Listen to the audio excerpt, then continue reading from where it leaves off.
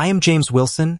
I'm 32 years old, and I refuse to invite my own parents and my golden child brother to my wedding. So they threatened to destroy my life.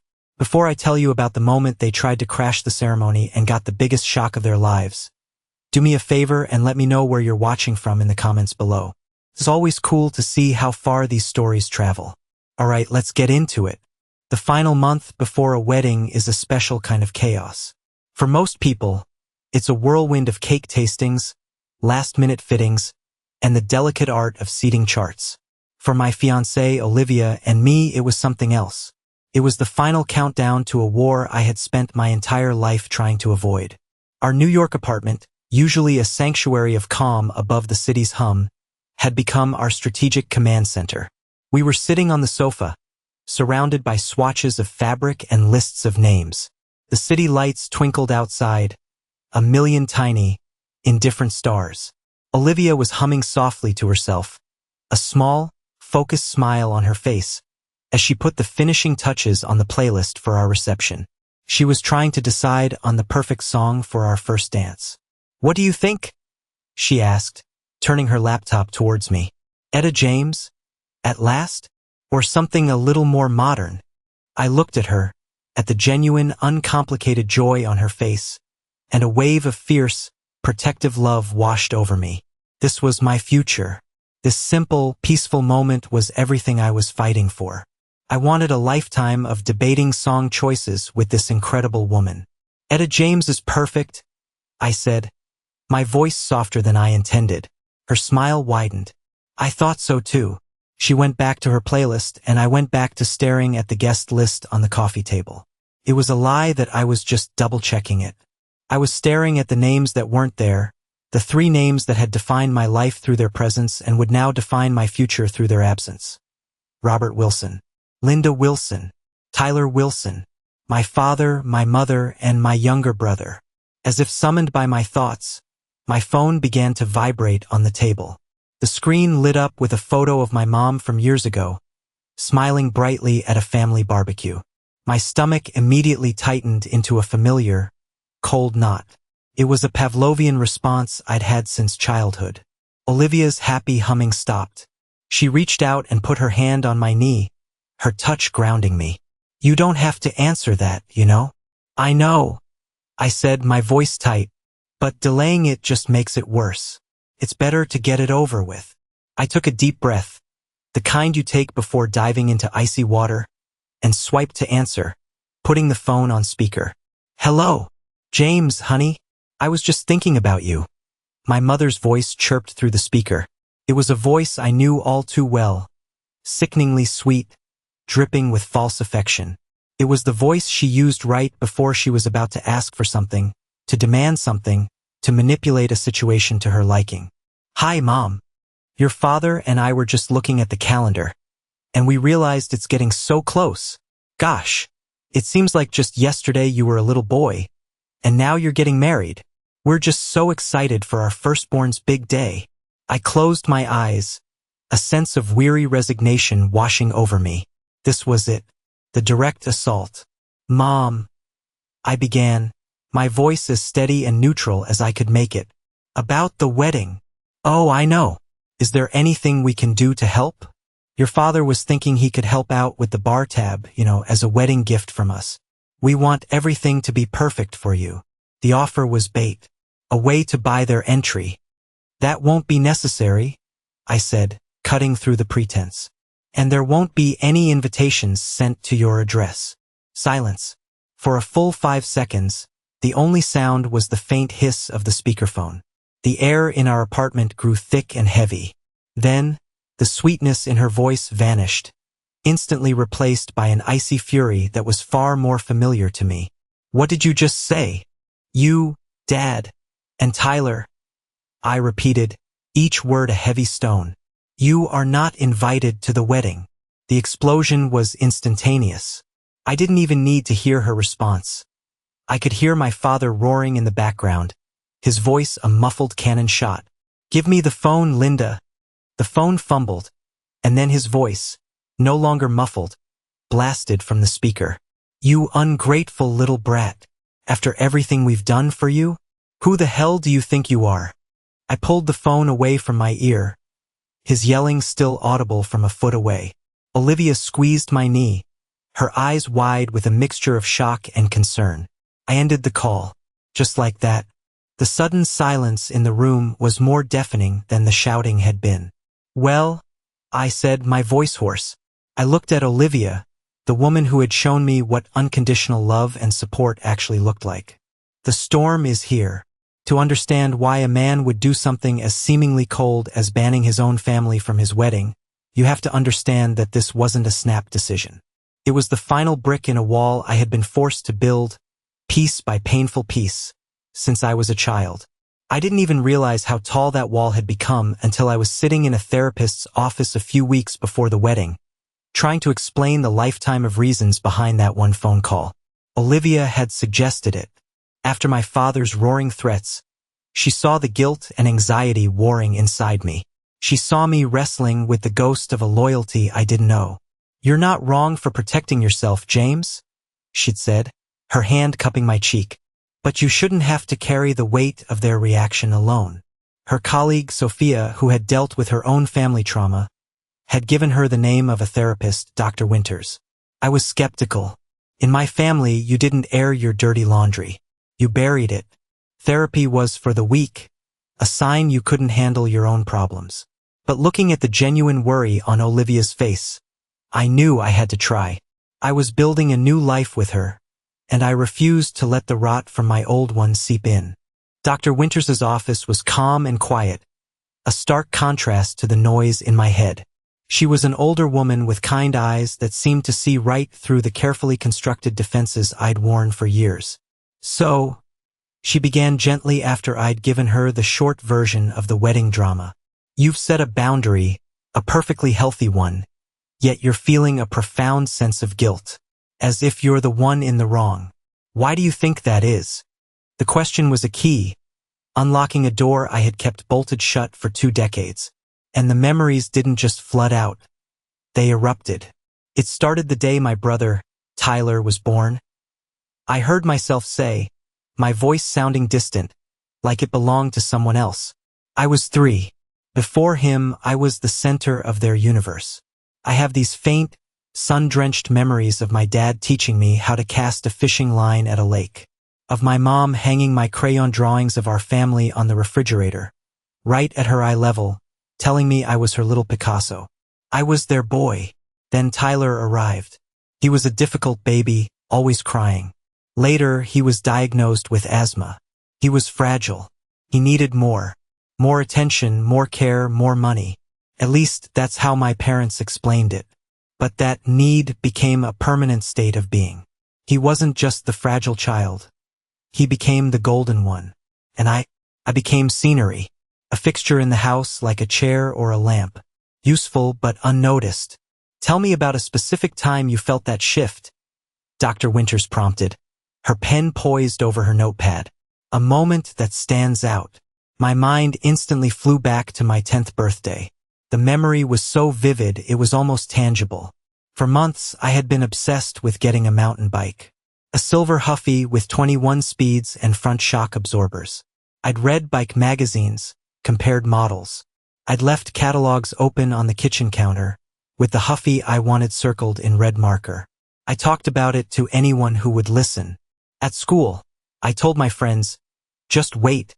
After my birthday, we'll be able to hit the trails in the woods.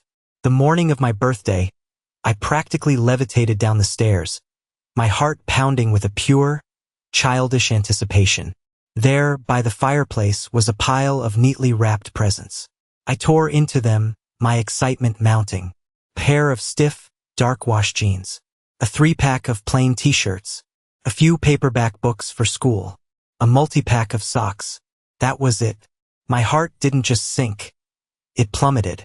We're on a tight budget this year, champ, my dad said, ruffling my hair in that dismissive way he had, his eyes already on the sports section of the newspaper.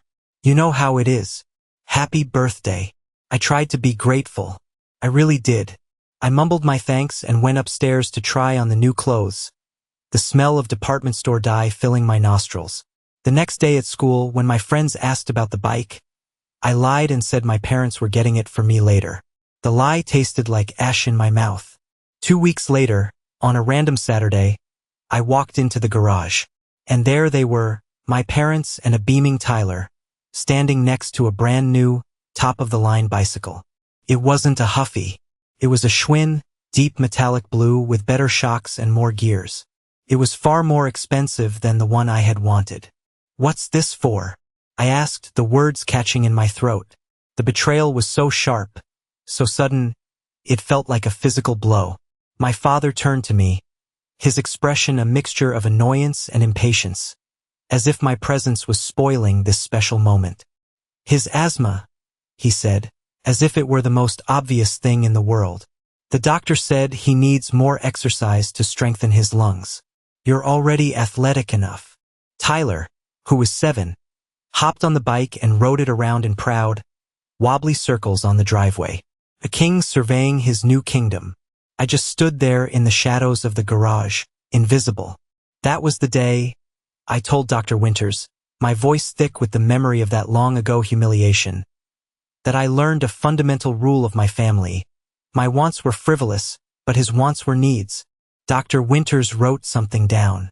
"So, in your family's economy of emotion, your desires were worthless, while his were priceless. Go on." The pattern became ingrained in the fabric of our lives. In middle school, I was a classic overachiever, a straight-A student. I made the honor roll every single semester.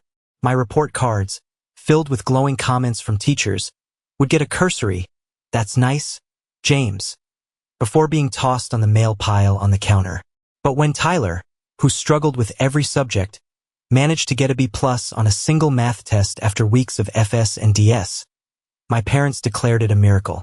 That weekend, they took the entire family, including my grandparents, to an expensive steakhouse to celebrate. My father stood up and gave a toast about Tyler's incredible turnaround and unlimited potential. I sat there, cutting my steak into unnecessarily small pieces, a ghost at their feast of praise. In high school, it escalated. My English teacher, a wonderful woman named Mrs. Reynolds, saw something in my writing. She pushed me to enter a statewide essay competition. When I won first place, I was ecstatic. It came with a small scholarship and a ceremony in the state capitol. The award ceremony was on a Saturday, but my parents couldn't make it. "We'd love to, honey, but we have to be at Tyler's soccer game," my mom said, not a hint of apology in her voice. "It's the playoffs. We can't miss it." Tyler spent 50 of the 60 minutes of that game on the bench. Mrs. Reynolds ended up driving me the 2 hours to the ceremony herself. She sat in the audience and cheered louder than anyone when my name was called. She bought me ice cream on the way home and said something I've never forgotten. "James," she said, looking me straight in the eye, "some people are so busy looking for glitter that they can't see gold even when it's shining right in front of them. Don't you ever let them make you think you're not valuable." At 16, desperate for a sliver of independence, I got a part-time job at a Barnes & Noble. I loved it. The smell of books and coffee, the quiet hum of people browse. My manager, Mr. Gonzalez, was a good guy who recognized my work ethic and promoted me to shift supervisor within 6 months. For the first time, I had my own money. I opened a savings account, earmarking it for college. The freedom lasted 3 months. Tyler, then 13, started complaining that it was unfair, that I had money for movies and CDs while he had none. Instead of using it as a teaching moment about work and responsibility, my parents came to me with a shocking ultimatum. "You need to share with your brother," my father declared one evening at dinner. I remember he didn't even look up from his plate. "I do share," I said. "I bought him that video game he wanted last week." "That's not what I mean," my father said. "From now on, you give him half of every paycheck." I dropped my fork, clattered against the plate. "What? That's my money. I work 30 hours a week for that money." "He's your brother?" my mother chimed in, her voice taking on a wounded tone, as if I were the one being unreasonable. "Families are supposed to help each other. You have more than enough. Either you share or you quit the job," my father said, his voice flat and final. "Your choice." My best friend, Marcus, was outraged when I told him. We were in his basement listening to music. That's not sharing, man. That's theft, he said, his face screwed up in disbelief. They're literally teaching him to be an entitled leech. You should tell them to go to hell. But I couldn't. I was 16. I needed the job for my college applications, and I was terrified of their anger. So I complied. Every 2 weeks, I would cash my paycheck and hand over half of it to Tyler, who would snatch it from my hand without a word of thanks. I watched my hard-earned money get spent on junk food, movie tickets for his friends, and ridiculously expensive sneakers. My college fund stagnated, and a cold, hard resentment began to build in my gut. Then there was the car. After 2 years of working double shifts and saving every penny I didn't have to give to Tyler, I bought a 10-year-old Honda Civic. It was my pride and joy. It was my freedom on 4 wheels. I washed it every weekend. I learned how to change the oil myself. One Saturday night, I had a date. I went to the garage, and the car was gone. Tyler had taken the keys from the hook in the kitchen, picked up some girl he was trying to impress, and gone for a joyride. He brought it back after midnight with a huge, ugly dent in the passenger side fender and the gas tank on empty. I was shaking with a white-hot rage. I stormed into the house and confronted my parents, who were watching TV. My father wouldn't even look at me. My mother just sighed, a sound of pure exasperation. "Oh, James, for heaven's sake, don't be so dramatic," she said, her eyes still glued to the screen. "He's just a teenager trying to figure things out. You need to be more understanding. It's just a little dent." Understanding? He had stolen and damaged my property, the one major thing I had ever owned for myself, and I was supposed to be understanding. The repair cost me $300, almost 2 full paychecks. I never left the keys in the kitchen again. "It sounds," Dr. Winters said, her voice cutting through my haze of memory, "like you were not just the invisible child. You were the designated adult, the responsible one. And in that family system, the responsible one is expected to generate all the resources and carry all the burdens, while receiving none of the rewards." Her words were a gut punch of clarity. That's exactly what it was. I wasn't a son. I was a utility. The final straw, the one that severed the last thread of hope I had for their validation, came when I got into Cornell University. My high school guidance counselor had helped me apply for scholarships, and I'd gotten a substantial one. I ran home from the mailbox, clutching the thick acceptance letter, my heart threatening to beat out of my chest.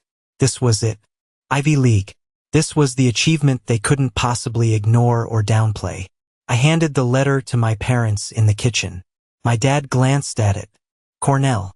Ah, good for you," he said, before turning back to the TV in the other room. "Linda, the game's about to start." My mother offered a tepid, "That's wonderful, honey," and then immediately started talking about Tyler's upcoming basketball tryouts. That night, the weight of 2 decades of dismissal finally crushed me. I went to my room, closed the door, and for the first time since I was a little boy, I cried. Not loud, angry sobs, but silent, hopeless tears. Then I picked up the phone and called the one person in my family who had always seen me. My mom's sister, my Aunt Catherine. Without a moment's hesitation, she said, "I'm on my way." She lived 2 hours away. She drove all the way to our house, picked me up, and took me out for a celebratory steak dinner, just the 2 of us. "They're fools, James," she said, her hand covering mine on the table. "Blind fools. They have a diamond and they're treating it like a rock. But you know what you are. Never forget that." 3 years later, when Tyler barely scraped into the local community college after failing to complete applications to 4 other schools, my parents threw him a massive party.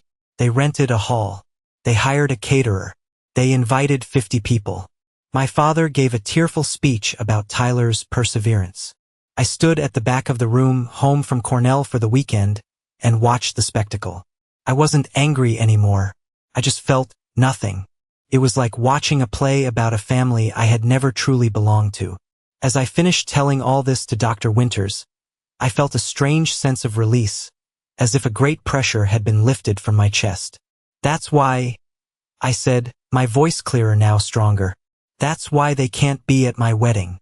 The wedding it's the finish line. It's the life I built for myself, despite them. Their presence would feel like a betrayal of the boy who cried in his room over a Cornell acceptance letter. I can't do that to him. Dr. Winters nodded slowly. It seems to me, James, she said, that the guilt you're feeling isn't because you're doing something wrong. It's the echo of a lifetime of being told that your needs are secondary. This wedding is the first time you're unequivocally putting your own emotional well-being first, and the echo is fighting back. I left her office that day feeling lighter than I had in years. The wall I had built wasn't a prison. It was a fortress, and I was finally ready to defend it. The decision to finally and completely detach myself wasn't a single event, but the memory that encapsulates the final break, the point of no return, happened during my sophomore year at Cornell. It's the story I told Dr. Winters that made even her professional composure crack for a moment. I call it the camera incident. At Cornell, I discovered photography. Away from my family, I was starting to figure out who I was. Hiding behind a lens, I found a way to observe the world without having to participate in its messy emotions. I found peace in capturing the architectural details of the old campus buildings, the way light filtered through the autumn leaves over Cayuga Lake. My photography professor, Dr. Abernathy, was a gruff, brilliant man who didn't mince words. He saw my work from an assignment and pulled me aside after class. "Wilson," he'd said, holding up one of my prints, "you have a real eye, a natural talent for composition, for light. But your equipment is garbage. It's holding you back. If you're serious about this, you need to invest in a real camera." His words lit a fire in me. This wasn't something my parents had pushed me into. It wasn't something I was doing to get good grades. It was purely for me. It was a passion. I decided then and there that I would get a professional-grade camera. For 6 months, I worked like a dog. I kept my job in the campus library, and on weekends I started doing small gigs. I photographed local bands in dimly lit bars for $20. I took headshots for aspiring actors in the drama department. I shot a kid's birthday party. I ate ramen noodles until I was sick of the sight of them. I skipped nights out with friends, telling them I had to study when I was really just too broke to afford a beer. I researched obsessively, finally settling on a Canon body and a versatile lens that would cost around $1,200. I had a little notebook where I tracked my savings, and I watched the number creep up, dollar by painstaking dollar. It was the most disciplined I had ever been in my life. I went home for winter break with my savings tucked away, a little over $1,000 in cash, hidden in a locked drawer in my desk. I know, Dr. Winters already pointed out I should have used a bank, but this was more than money. It was a tangible symbol of my hard work, and I liked having it close. I planned to go to the camera store the day after Christmas. On Christmas Eve, I went to my desk to count the money one last time, a little ritual that filled me with pride. I put the key in the lock, but it didn't turn. It was stiff. My stomach lurched. I looked closer and saw fresh, deep scratches in the wood around the keyhole. A cold dread, icy and sharp, washed over me. I jiggled the key, and the drawer popped open. The lock had been forced, the metal bent. The small envelope where I kept my cash was there, but it felt light. My hands started to shake so badly I could barely open it. I dumped the contents onto my desk. I counted it once, twice, 3 times. $800 was gone. The air left my lungs. For a moment, I couldn't breathe. I knew. Instantly, I knew. There was only one person in this house who would do this. I stormed out of my room, my heart pounding with a rage so profound it felt like it was going to split me in two. I found Tyler in the living room. The floor around him was littered with new boxes. He was gleefully unwrapping a brand new PlayStation console, a virtual reality headset, and a stack of new games. These items had not been under the Christmas tree that morning. "Where did you get that?" I asked, my voice dangerously quiet. He didn't even look up from the game he was examining. "Mom and Dad gave me an early Christmas present. Said I'd been doing better in my classes." My parents were in the kitchen, humming along to Christmas carols on the radio. I walked in, holding the empty, crumpled envelope. My hand was shaking. Tyler stole my camera money, I said, my voice trembling. My mother glanced from my face to the PlayStation in the other room and then back at me. Her expression not of shock, but of pure weariness. James, don't start this now. It's Christmas Eve. Can't we have one night of peace? Peace, I screeched, my control finally snapping. He stole $800 from my locked desk drawer. That's not a peace issue, that's a felony. My father turned from the sink, wiping his hands on a dish towel. His face was a thundercloud. First of all, you watch your tone in this house, he said, his voice low and menacing. Second, if you had put your money in a bank like a responsible adult, this wouldn't have happened. Maybe this is a good lesson for you in financial security. I stared at him, dumbfounded. The world seemed to tilt on its axis. He wasn't going to do anything. They weren't going to make Tyler return it. They weren't going to make him pay me back. They were blaming me for being stolen from. The logic was so twisted, so fundamentally broken, it made my head spin. It's a lesson? I repeated, my voice now barely a whisper. A lesson. Tyler, drawn by the shouting, appeared in the doorway. He had the gall to look smug, a little smirk playing on his lips. You weren't even using the money anyway, he shrugged. It was just sitting there. Besides, you can probably get another scholarship or something. You're good at that. Something inside me broke. It was a clean, sharp, irreparable snap. The last, frayed thread of hope that they would ever see me, ever choose me, ever be fair was gone. It vaporized in that moment. I turned without another word, went back to my room, threw some clothes in a backpack, and called my Aunt Catherine. I was sobbing so hard I could barely get the words out, explaining what had happened. Stay right there, she said, her voice a mixture of steel and tenderness. I'll be there in 2 hours. Don't you go anywhere. She arrived like a force of nature. She hugged me first, a long, fierce hug that said more than words ever could. Then she marched into the living room where my parents and Tyler were watching a Christmas movie as if nothing had happened. The argument that followed was volcanic. I sat on the stairs, listening, as my aunt finally said all the things I had never been allowed to say. Are you insane? She yelled, her voice echoing through the normally quiet house. Your son commits a crime. He steals from his own brother who has worked his tail off for every penny, and you reward him and blame the victim? What is wrong with you? Linda, this is a family matter, my father said, trying to sound authoritative. This stopped being just a family matter when you decided to raise one son to be a functioning human and the other to be a sociopath. Catherine shot back. You are destroying James to enable Tyler. Are you blind? Or are you just cruel? My mother started to cry. You don't understand, Catherine. Tyler is more sensitive. He needs more support. He doesn't need support, Linda. He needs a conscience. And you have deliberately deprived him of one. The next morning, the house was thick with a tense, angry silence. Aunt Catherine took me to the bank and helped me open my own account, one my parents couldn't touch. Then, in the car, she pulled out her checkbook and wrote me a check for $1,000. No, I can't take this, I said, my voice hoarse from crying. This is too much. Yes, you can, she said firmly, pushing it into my hand. This is not a gift. This is not charity. This is an investment. I'm investing in my brilliant nephew and his talent. You go buy the best damn camera you can find. And you show them all. I hugged her, tears streaming down my face. That was the day my real life began. After that, I made a decision. I used that money plus what I had left to buy the camera. Then I went back to Cornell and I never truly went home again. I took extra classes, worked 3 jobs. I became completely, fiercely financially independent. I spent holidays with Marcus's family or with Aunt Catherine. I called my parents on their birthdays and on Christmas, but the calls were short, superficial, stripped of all real emotion.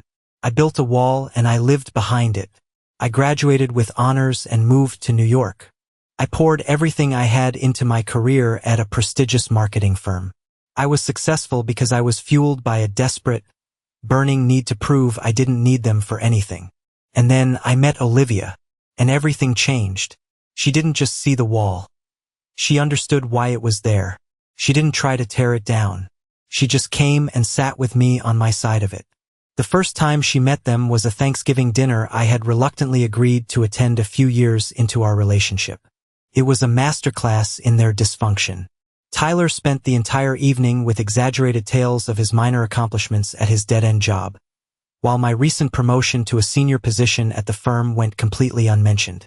My father praised Tyler for fixing a leaky faucet, calling him a real man of the house, while I, who had just managed $1 million ad campaign, sat in silence. Olivia watched it all, her expression neutral.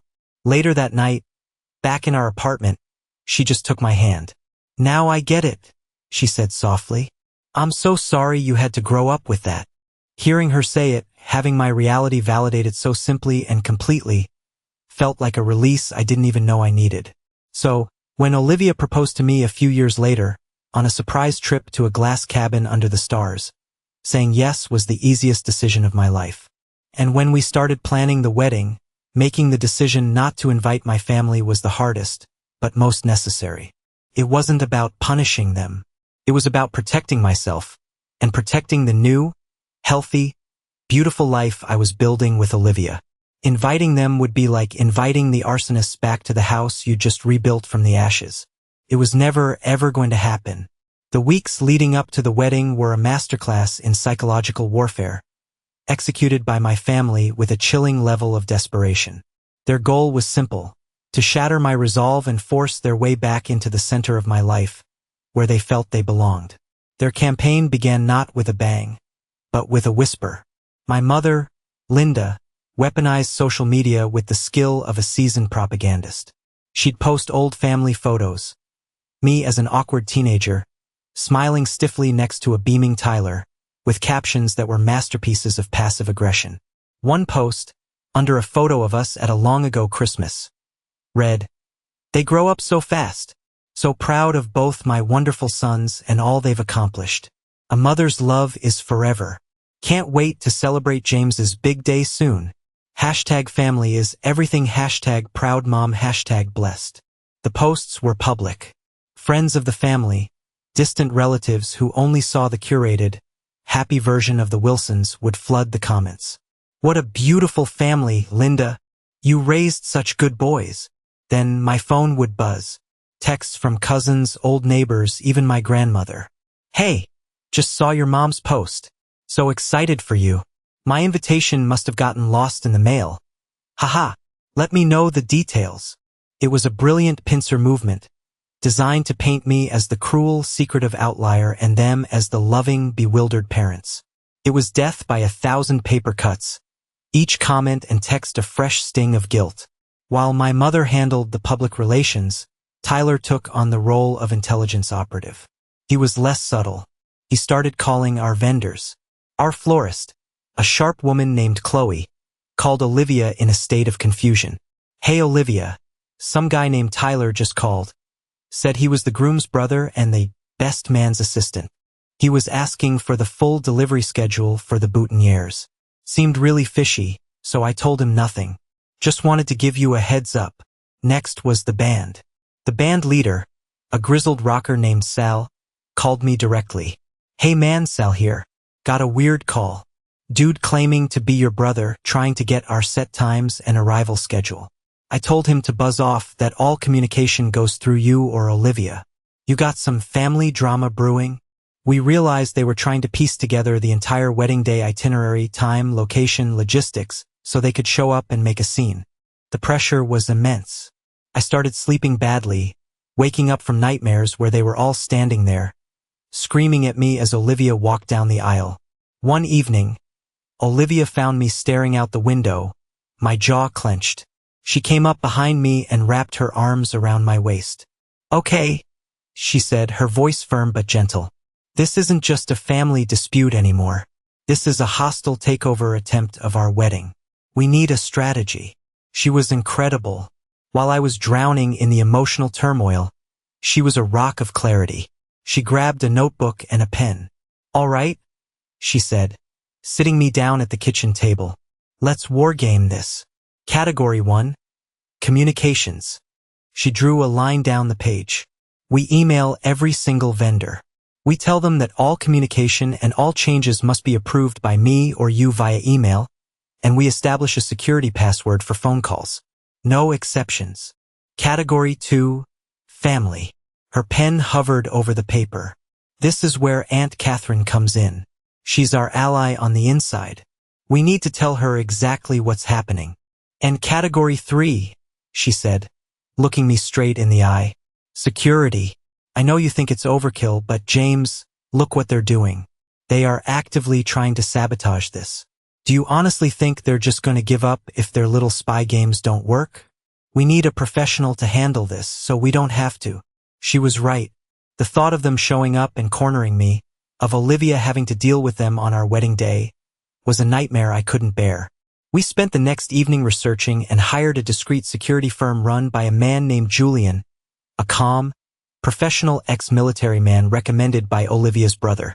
Our countermeasures sent my family into a panic. They knew they were losing control of the narrative. That's when my father called, his voice uncharacteristically calm and reasonable. It was the most dangerous voice he had. James, this has gone on long enough. Your mother is a wreck. She's not eating. This is tearing her apart. Let's meet. You, me, your mother, and Tyler. Halfway. A cafe in Connecticut. No yelling. We'll just talk this out like adults. It was a trap. I knew it was a trap. But a small, stupid part of me, the 10-year-old boy who just wanted his bike, thought, what if? Olivia put her foot down. Absolutely not alone, she said. I'm coming with you. I'm not letting you walk into that ambush by yourself. The cafe was a sterile, generic place off the interstate, smelling of burnt coffee and disinfectant. My family was already there, sitting in a booth, a united front of grievance. My mother had tissues clutched in her hand, her eyes already red. My father looked grim and important. Tyler was staring at his phone, refusing to meet my gaze. The talk was exactly what I expected. A lecture. My mother cried about how I was tearing the family apart. How could I be so cold to the woman who gave birth to me? My father droned on about respect and duty and what people will think. I let them talk. I let them empty their chambers of guilt and obligation. When they were finished, I took a calm breath. Olivia's hand rested on my thigh under the table, a silent source of strength. I began to speak, my voice low and steady. I didn't raise it. I just stated facts. You're not invited because for 30 years, you have demonstrated that my worth in this family is conditional. You're not invited because my greatest achievements were treated as footnotes, while my brother's bare minimum efforts were celebrated with parades. I looked at Tyler. His knuckles were white as he gripped his phone. You're not invited because you've never once acted like a brother. You've acted like a rival. You stole from me, you damaged my property, and you have never, not once, shown an ounce of remorse. It was then that the first unexpected crack appeared in their armor. Tyler looked up from his phone, his face flushed with a deep, ugly red. Oh, like you're so perfect, he spat, his voice cracking. You always had everything. You were good at school, you had your stupid writing awards. You had Mom and Dad worried about you all the time. You even had Aunt Catherine wrapped around your finger. That stupid camera was just one more thing you had that I didn't. I hated it. I'm glad I broke it. He'd misspoken. He was referring to the $800 theft, but in his anger, he'd confessed to something else. An earlier incident, a smaller camera I'd had in high school that had mysteriously broken. The confession, the raw, undiluted jealousy, hung in the air. For a split second, I saw genuine shock on my parents' faces. They had heard it. The truth, right from the golden child's mouth. But the moment of clarity was fleeting. My father, a master of deflection, recovered first. He changed tactics, reaching for the one tool he thought was invincible, his wallet. All right, fine, he said, pulling it out and placing it on the table with a thud. What's this really about? Money? You think we didn't give you enough? You want a bigger, fancier wedding to impress your new rich friends? Fine, I'll pay for the whole damn thing. How much? 20, 30,000? Just send the invitations. And that was it. That was the moment I knew, with absolute certainty, there was nothing left to save. He still thought my love, my respect, my presence, was a commodity he could purchase. I stood up. Olivia stood with me. It was never about money, I said, my voice cold and final. I looked at my father, at the confusion and rage swirling in his eyes. And it's far too late for you to understand that. He stared at me, his face turning a dark, blotchy red as he realized his ultimate weapon was useless. You do this, James? He snarled, his voice low and venomous. You humiliate this family, and I swear to God, you'll regret it. I'll call every partner at your firm. I'll call my friends at the country club. I will tell every single person what an ungrateful, disloyal, rotten son you are. It was his last, most desperate shot. Not a plea for reconciliation, but a threat to my career, to the very life I had built to escape him. I looked him straight in the eye. Go ahead, I said. Try it. Then I took Olivia's hand, and we walked out of the cafe, leaving the ruins of my old family sitting in that cheap vinyl booth, and we didn't look back. The morning of my wedding, I woke up with a feeling I couldn't quite name. It was a potent cocktail of joy, anxiety, and a profound, bone-deep sense of finality. Today I was marrying the love of my life. Today I was formalizing the creation of my own family, one built on a foundation of trust and respect. And today, I knew the 30-year war with my old one would reach its inevitable conclusion. The venue was a stunning botanical garden in the Hudson Valley, a paradise of lush greenery and vibrant flowers, a beautiful old glass conservatory, where we would have the reception, stood gleaming in the autumn sun. It was a world away from the bitter, cramped memories of my childhood home in Boston. Olivia's family had flown in from California and Taiwan, bringing with them a warmth and uncomplicated happiness that filled every space. I was in a small, rustic cottage on the property, getting ready with Marcus, my best man. He was trying to straighten my tie, a task we'd fumbled through a dozen times before big moments in our lives. School dances, graduations, my first big job interview. You nervous? He asked, his eyes meeting mine in the mirror. He already knew the answer. Not about marrying Olivia, I said honestly. That's the easiest, most certain thing I've ever done. The other thing then, he said, his voice low and serious. I just nodded, my jaw tightening. We both knew what the other thing was. Before the ceremony, Olivia's father, David Chun, came to the cottage. He was a quiet, dignified man who had welcomed me into his family without reservation. He placed a hand on my shoulder. James, he said, his voice kind. Today, you are not just gaining a wife. We are gaining a son. We are very proud to have you in our family. His simple, sincere words of acceptance were a balm to a lifetime of wounds. The ceremony was scheduled for 4 o'clock. At 3, as I was pinning the white rose boutonniere to my lapel, there was a soft knock on the door. It was Julian, the head of our security team. He was dressed in a sharp, dark suit, an earpiece barely visible. His face was completely calm, a mask of unshakable professionalism. My heart began to hammer against my ribs. What is it, Julian? Just a situational update, Mr. Wilson, he said, his voice a low, discreet murmur. The subjects have arrived. Party of 3 in a dark sedan. They're at the main gate, insisting their family and that there must be a mistake. For one sickening moment, a sliver of doubt, that old conditioned guilt, wedged its way into my heart. What if they were here to apologize? What if this was a genuine, last-ditch effort to make things right, to see their son get married? Then the memories played back in my mind like a high-speed horror film. The silver mountain bike that wasn't for me. The look of disgust on my father's face when he had to give me my own earnings. The smug smirk on Tyler's face after he stole my camera money. My father's venomous threat at the cafe. This wasn't an apology. This was an invasion. This was a final, desperate attempt to make my wedding day about them. I met Julian's gaze in the mirror. My voice, when it came out, was steady. Rock solid. You have your instructions, Julian. He gave a single, sharp nod. Understood. We'll handle it precisely as planned. You won't see them again. Congratulations on your wedding day, sir. He turned and walked away, a silent, efficient guardian of our peace. Later, Marcus and Julian would tell me exactly what happened at that gate. My parents, Robert and Linda, along with my brother Tyler, had pulled up in my father's oversized Lincoln, dressed to the nines as if they were the guests of honor. Tyler, true to form, had his phone out, already recording, no doubt planning to capture my cruel rejection for a viral video smear campaign.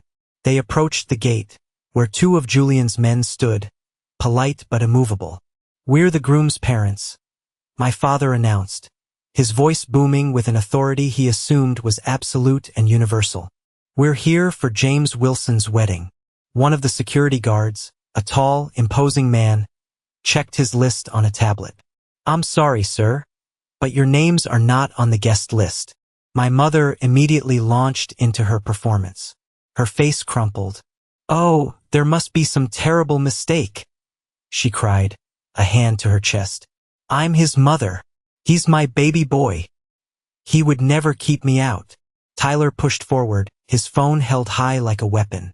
"He's been having some issues lately," he said in a stage whisper loud enough for anyone nearby to hear. "A bit of a mental breakdown. We're just here to support him. He needs his family." This was the moment they expected to win. They expected a flustered, minimum-wage event staffer who they could intimidate or confuse. They did not expect Julian. He walked up, his presence immediately shifting the dynamic from a family squabble to a professional operation. "Good afternoon," he said, his voice calm and controlled. "I'm the head of event security. I can assure you there is no mistake. The client has provided a very specific guest list, and you are not on it." My father's face began to turn a blotchy, furious red. "The client? He's my son, not a damn client. I am not leaving until I speak to him right now." "I'm afraid that's not possible," Julian said smoothly. "This is a private event on private property, and I must ask your son," he said, looking directly at Tyler with cold, hard eyes, "to stop recording. It's against the property's policy." Tyler, for the first time, looked intimidated. He lowered his phone, his smug expression faltering. Then Julian delivered the final, devastating blow, the one we had planned for this exact scenario. "However," he said, his voice still level, "Mr. Wilson anticipated you might come. He has agreed to speak with you for 2 minutes. He asked me to arrange it in a private area, away from the other guests. If you'll please follow my colleague, he will escort you to the designated location in the east parking lot." Hope, arrogance, and triumph bloomed on their faces. They thought they'd won. They thought this was me caving under pressure. They thought they had broken through the hired help and were finally going to get the dramatic confrontation they craved, the one they could control. They followed Julian's man without a second thought, walking right into the trap. They were led to a secluded corner of the staff parking lot, hidden behind a tall hedge, far from the beautiful music and the laughter of the arriving guests. And I was there waiting. I stood tall in my wedding suit, the white rose on my lapel a stark contrast to the grim setting. Olivia was by my side, her hand holding mine, a silent, powerful presence. She wasn't there to speak for me or to rescue me. She was there as a witness to my liberation. My father saw me and marched forward, his face a mask of incandescent rage. "What the hell is the meaning of this, James? Making a spectacle? Humiliating your mother in front of these goons?" I let him rant. I let my mother start to cry. I watched Tyler fidget, unsure of his role now that his plan to film a confrontation had been neutralized. When my father finally ran out of steam, sputtering to a halt, I spoke. My voice was quiet, devoid of the anger and hurt that had defined our relationship for so long. It was just calm, final. "The meaning of this," I said, looking each of them in the eye one by one, "is that this is a consequence. This is what happens when you spend 30 years treating a person like an afterthought." I looked at my mother, at her theatrical tears. "Your presence here is not wanted because it was not earned with love, but demanded with guilt." She flinched, her crying stopping for a second in sheer shock. I turned to Tyler. He wouldn't meet my gaze. Your presence is not wanted because a brother is supposed to be your first friend, not your first rival. He supports you, he doesn't sabotage you. And finally, I looked at my father, at his proud, angry face. And your presence is not wanted because you don't get to threaten my future and then demand to be a part of it. The biggest shock of your lives isn't that I'm keeping you out. It's that you finally have to realize you have no power over me anymore. None. Robert's mouth opened and closed like a fish. He was speechless. All his bluster, all his authority, all his paternal rage was gone, useless. All that was left was a red-faced, impotent old man standing in a parking lot. This day, I said, my voice final, is for the people who love and support me. That does not include you. Goodbye. I didn't wait for a response. I didn't need one.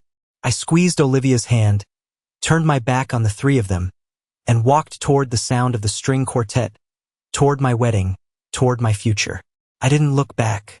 I didn't have to. I was finally, irrevocably free.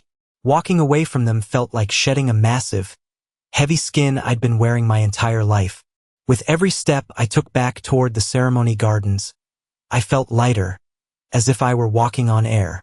The knot in my stomach, the one that had been my constant companion for as long as I could remember, was gone. It had simply dissolved. Olivia's hand in mine was warm and steady. She didn't say anything until we reached the edge of the gardens. The sound of a string quartet now washing over us, weaving a melody of hope and happiness through the late afternoon air. The scene was idyllic, a world away from the ugly confrontation in the parking lot. "How do you feel?" she asked, her voice soft, searching my face for any sign of distress. I stopped and turned to her. I looked into her beautiful, kind eyes, and a real, genuine smile, the first one of the day that reached my own eyes, spread across my face.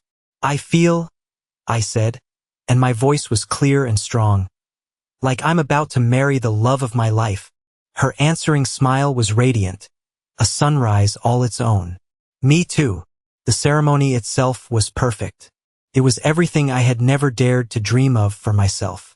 I stood at the altar, Marcus by my side, and I watched Olivia walk down the aisle toward me, escorted by her father. In that moment, all the ghosts of the past, all the anger and the pain and the resentment, simply vanished. They had no place here. They had no power here. There was only her, only us, only the future. We exchanged vows we had written ourselves. My voice didn't shake. I spoke of how she had taught me that love wasn't a transaction or an obligation, but a sanctuary. I told her that she was my home. When it was her turn, she spoke of my strength and resilience, and how she was honored to build a life with me. I looked out at the guests, at our friends, at Olivia's family, and I saw only faces filled with love. I saw tears in the eyes of her parents, David and Grace, who looked at me not as an in-law they had to tolerate, but as a son they had chosen. The reception was held in the magnificent glass conservatory. As dusk fell, the whole place lit up with thousands of tiny fairy lights, transforming it into an enchanted forest. The air was filled with laughter, with the clinking of glasses, with the sounds of a live band playing upbeat, joyous music. There was no drama, no simmering tensions, no one I had to avoid or perform for. There was just celebration. My old teacher, Mrs. Reynolds, now retired and with elegant silver hair, had made the journey from Boston. She gave me a fierce hug that smelled faintly of lavender. "I always knew you were gold, James," she whispered in my ear. "I'm so proud of the man you've become." Her validation, so freely given, meant more to me than 1,000 hollow compliments from my own parents ever could. Olivia's brother, Michael, gave a best man-style speech that had everyone both laughing and crying. He told embarrassing stories about Olivia as a kid, then spoke about getting to know me. "I grew up with 2 sisters," he said, raising his glass of champagne. "I love them to death, but I always wanted a brother, someone to talk sports with, someone to have my back. And now," he said, looking directly at me across the room, "I finally have one. Welcome to the family, James. We are so, So lucky to have you. Family. The word felt different now. It wasn't about the accident of blood or the chains of obligation. It was about choice and love and showing up for each other and mutual, unconditional respect. The most poignant moment of the night, the one that truly signified the changing of the guard in my life, came later. It was time for the traditional parent dances. Olivia and her father shared a beautiful, touching dance that left half the room misty-eyed. Then the band leader took the microphone. "And now," he announced, "it's time for the groom and his mother to share a dance." For a beat, a hush fell over the room as people who knew my story looked at me with gentle concern. A few of our friends shot me sympathetic glances. But I just smiled, took a deep breath, and walked across the dance floor, past the head table, to a table near the front where a woman with tears in her eyes was watching me. Her expression a mixture of pride and love. I held out my hand to my Aunt Catherine. "May I have this dance?" I asked, my voice full of an emotion I could finally express freely. She took my hand, her grip firm and sure. "I would be honored, James," she said, her voice thick with her own emotion. As we stepped onto the floor, the band began to play a song we both loved, a soft, classic ballad by Van Morrison.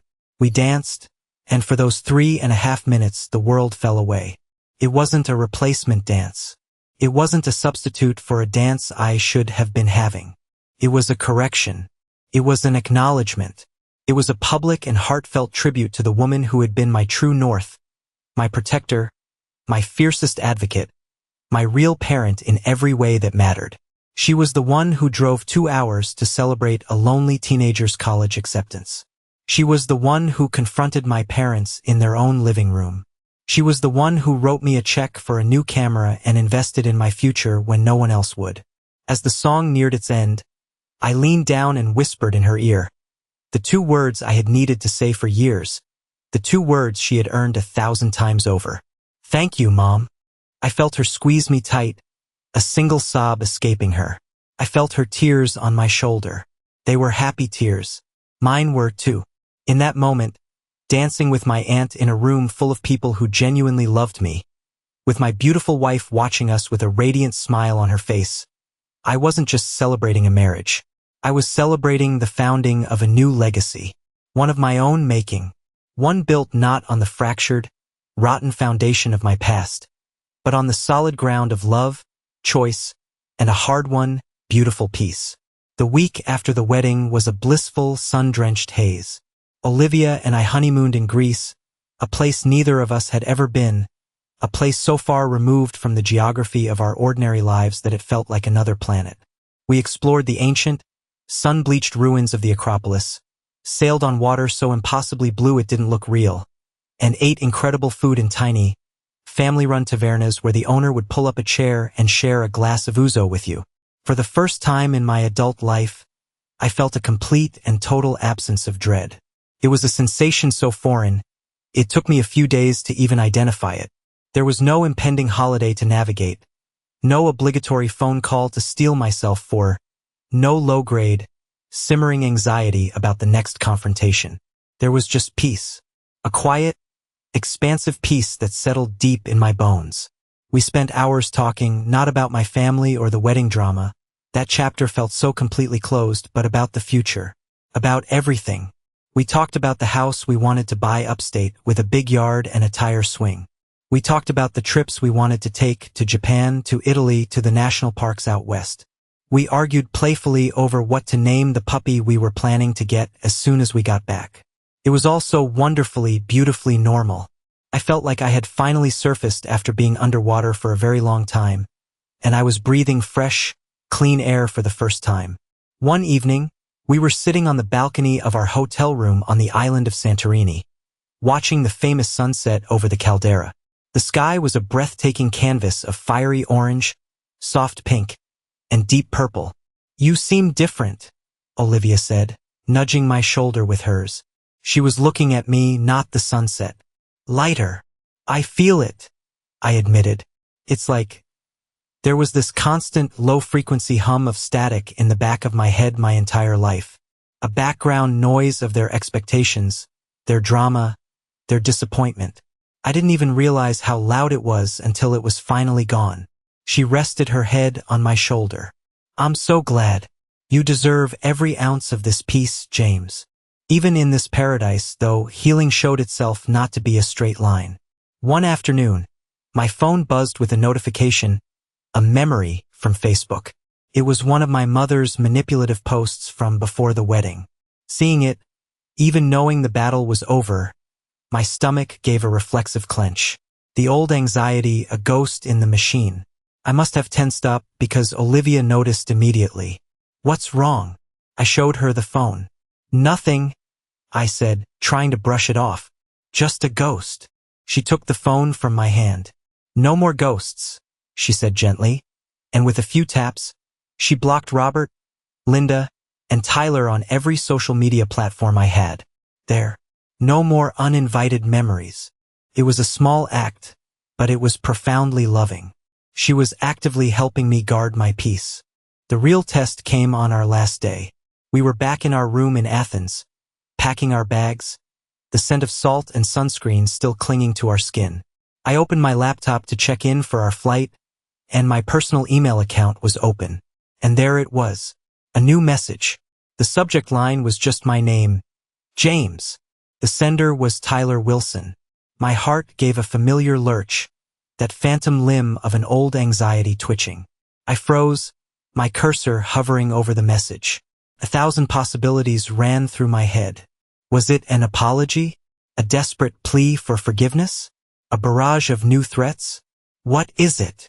Olivia asked, zipping her suitcase and noticing the change in my posture. An email, I said, my voice flat. From my brother. You don't have to read it, she said instantly, coming to stand behind me, her hands on my shoulders. You can just delete it. You don't owe him a response. You don't owe him anything. I knew she was right, and 99% of me wanted to do just that, to just drag it to the trash, unread, and move on. But a small, morbidly curious part of me, the part that needed a final, definitive period at the end of this long, ugly sentence, won out. I needed to know what the last shot fired would sound like. I clicked it open. I had prepared myself for anything, but I was still shocked by the sheer, unadulterated venom and self-pity that filled the screen. It was a long, rambling wall of text, rife with typos and devoid of punctuation, as if typed out in a single breathless fit of rage. It read, James, I hope you're happy. I hope ruining your own family and humiliating us in front of strangers was worth it. You have no idea what you've done. Mom hasn't stopped crying for a week. She just sits in her room. Dad just sits in his chair and stares at the wall. You did this to them. To us. I can't believe you'd stoop so low as to hire men to throw us out. Your own family. We came there to support you, despite everything you've done, and you treated us like criminals. You've changed James. That fancy New York job and your new wife have turned you into someone I don't even recognize. Someone cold and cruel and arrogant. You always thought you were better than us, didn't you? With your good grades and your fancy Ivy League college and your art. You looked down on all of us. You were always the golden boy in everyone else's eyes, especially Aunt Catherine's, and you still found a way to play the victim. It's pathetic. You're the one who needs therapy. You're the one who is broken. Maybe you should look in the mirror and figure out why you get pleasure from hurting the people who are supposed to mean the most to you. Don't bother writing back. We're done with you, Tyler. I read it once. Then I read it again, slowly, letting each misspelled, self-serving word sink in. The breathtaking hypocrisy, the complete lack of self-awareness, the desperate, clumsy attempt to twist reality so that he was, once again, the noble victim, and I was the villain of the story. And then, a strange thing happened. A flash of the old, familiar anger flared up inside me, hot and quick. And then, just as quickly, it was gone. It was like a wave hitting a rock and simply dissipating. It had nothing left to hold on to. It was replaced by a profound, almost serene sense of pity. Not for me, for them. For the small, dark, miserable prison they had built for themselves and would live in for the rest of their lives. I looked over at Olivia. She was watching me, her expression cautious, ready to be my anchor through whatever emotional fallout came next. I turned the laptop so she could read it. She read it quickly, her eyes scanning the lines, a small, sad frown forming on her face. When she finished, she looked up at me. "Wow," she said softly. "He really, truly doesn't get it, does he?" "No," I said, and I was surprised to find I was smiling a little. "He never will." And that was the final piece of the puzzle, the last truth I needed to accept. They were never going to change. They were never going to understand. They would go to their graves believing their own twisted version of this story. And it didn't matter. My happiness was not, and had never truly been, contingent on their apology or their understanding. It was mine. I had forged it in fire. I had earned it. I looked at Olivia, at her loving, worried face, and I felt a surge of overwhelming love and gratitude for her, for this life, for this peace. The past was finally just the past. I moved the cursor over to the little trash can icon next to Tyler's email. I clicked it. A little box popped up. "The conversation has been moved to the trash." Then I navigated to the trash folder, a place where things go to be forgotten. I selected the email. I clicked delete forever. Another box appeared. "Are you sure you want to permanently delete this conversation?" I took a deep breath and clicked OK. And just like that, it was gone. I closed the laptop, the soft click echoing in the quiet room. The final door to my past had been slammed shut. Not by them, by me. I turned to my beautiful wife, the embodiment of my entire future. "I'm starving," I said, "and I'm thinking we need to find the best souvlaki in Athens before we head to the airport." Her face broke into a wide, beautiful grin. "Now you're talking," she said. "Let's go." It's been 6 months since the wedding. Life has settled into a beautiful, peaceful rhythm that I no longer take for granted. We bought that house upstate.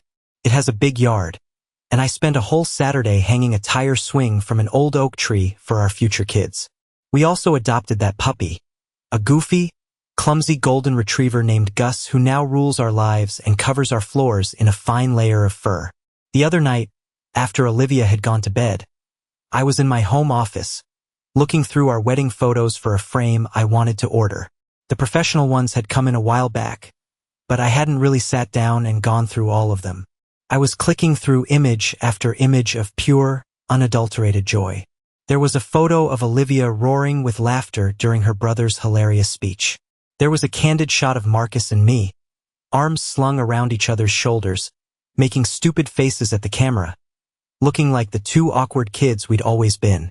I paused on a photo of me talking with Mrs. Reynolds. She's holding my hand, her expression full of warmth and pride.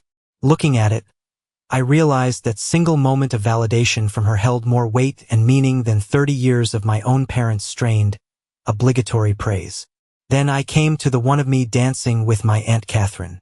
My eyes are closed, and there's a smile on my face that is so completely at peace, I barely recognize the man in the picture. It's the smile of a man who is not just happy, but unburdened.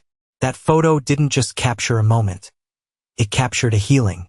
It erased the memory of the lonely boy at the steakhouse, the teenager driving alone to his own award ceremony.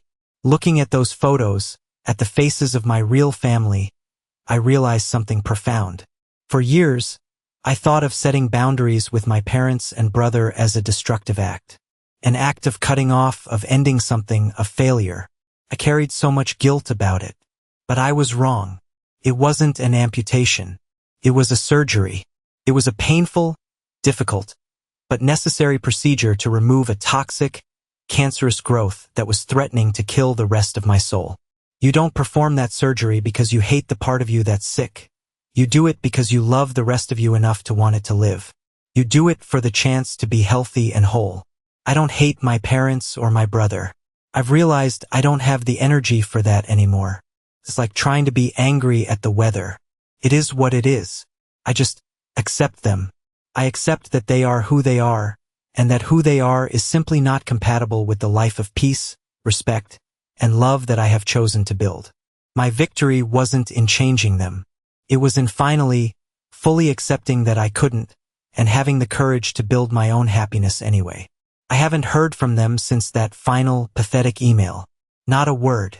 My father never made good on his threat to ruin my career. Maybe he knew it was an empty threat. Maybe, in the end, he was just a coward. It doesn't matter anymore. They are ghosts from another life.